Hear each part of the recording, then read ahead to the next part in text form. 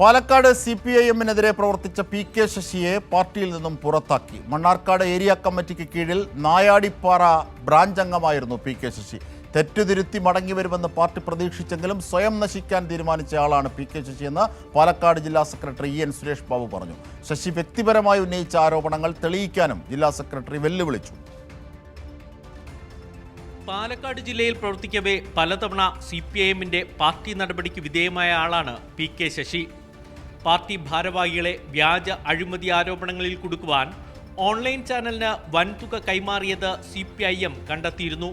ഇതേ തുടർന്ന് ജില്ലാ കമ്മിറ്റിയിൽ നിന്നും ബ്രാഞ്ചിലേക്ക് തരംതാഴ്ത്തപ്പെട്ട PK ശശി ജന്മദേശമായ മണ്ണാർക്കാട് ഏരിയ കമ്മിറ്റിക്ക് കീഴിലുള്ള നായാടിപ്പറ ബ്രാഞ്ച് അംഗമായി പ്രവർത്തിച്ചു വരികയാണ്.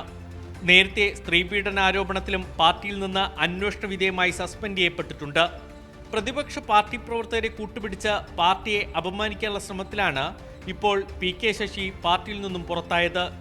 തെറ്റുകൾ തിരുത്തി മടങ്ങി വരുമെന്ന് CPIM പ്രതീക്ഷിച്ചെങ്കിലും സ്വയം നശിക്കാൻ തീരുമാനിച്ചയാളാണ് ശശിയെന്ന് ജില്ലാ സെക്രട്ടറി EN സുരേഷ് ബാബു പറഞ്ഞു. നിലവിൽ ഇപ്പോൾ PK ശശിയെ പാർട്ടിയുടെ പ്രാഥമിക അംഗത്വത്തിൽ നിന്ന് പുറത്താക്കാൻ തീരുമാനിച്ചു.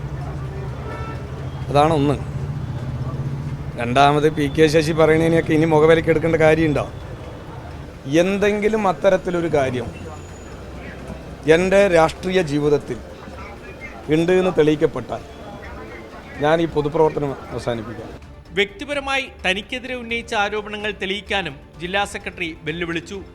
DYFI അടക്കമുള്ള സംഘടനകളെ അപമാനിച്ച് സംസാരിച്ചതിനെതിരെ DYFI തന്നെ രംഗത്തെത്തി. യുവജന പ്രസ്ഥാനത്തിനെതിരെ നുണക്കഥകളുമായി എത്തിയാൽ അതിശക്തമായി എതിർക്കുമെന്ന് പാലക്കാട് DYFI ജില്ലാ സെക്രട്ടറി ജയദേവൻ ഫേസ്ബുക്ക് പോസ്റ്റിൽ വ്യക്തമാക്കി. കൈരളി ന്യൂസ്, പാലക്കാട്.